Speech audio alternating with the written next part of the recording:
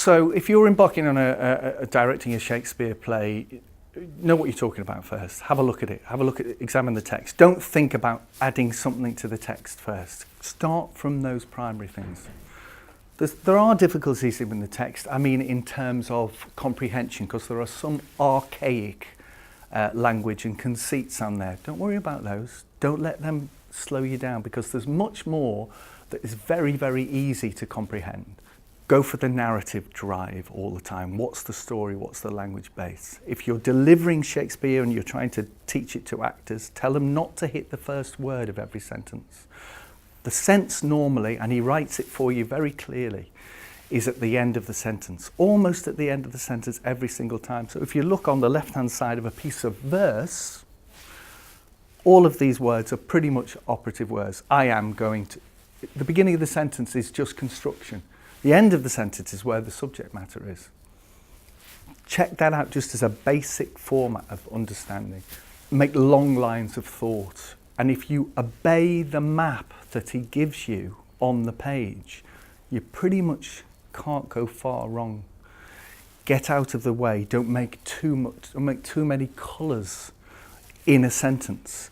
Think long thoughts, long thoughts, long thoughts. Complete sentences is what he gives you. And if you do that, you get sense. And sense is what we want. Our job is to be as good as the text. I would say just approach it like you would approach any text. Yeah. Just be open, and really it's so simple. If you don't understand something, that's absolutely fine.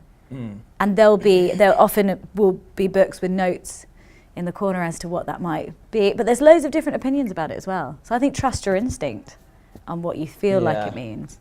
I think with Shakespeare, because it is quite an alien language to a lot of people, it's just if you want to act Shakespeare, you need to know what the meaning of the line is. So then once you know what you're saying, you can say it how you would say anything. Do you know what I mean? It's just it's like preparation and knowing what you're saying, and going to the end of the line.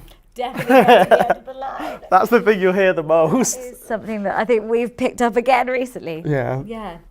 You have to emphasise the end of the line, and you can't trail off the end of the line.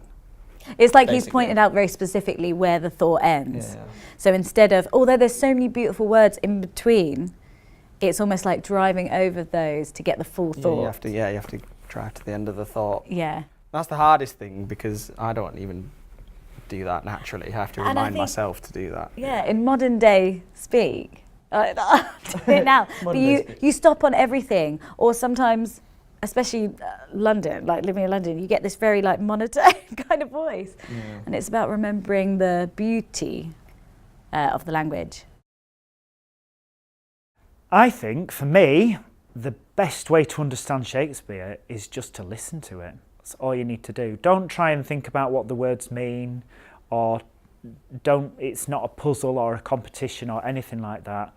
They're just words. We all use words every day. And I think if you just listen to it and you go with how it makes you feel, that's all you need to do.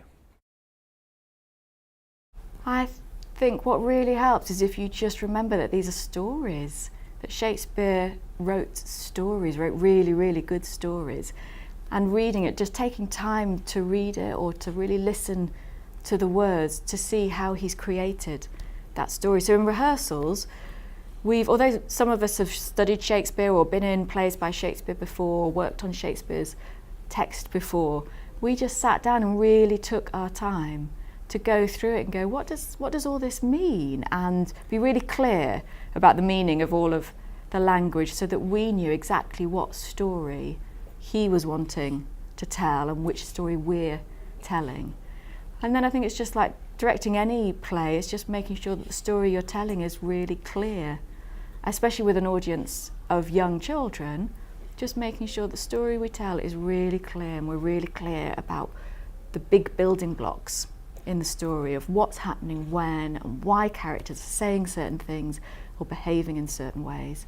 And I think when you're watching Shakespeare, the thing to really remember is that it doesn't matter if you don't understand every single word, because some of the words are really old words. They're words that were used 400 years ago in Shakespeare's time, but maybe words that we don't use now.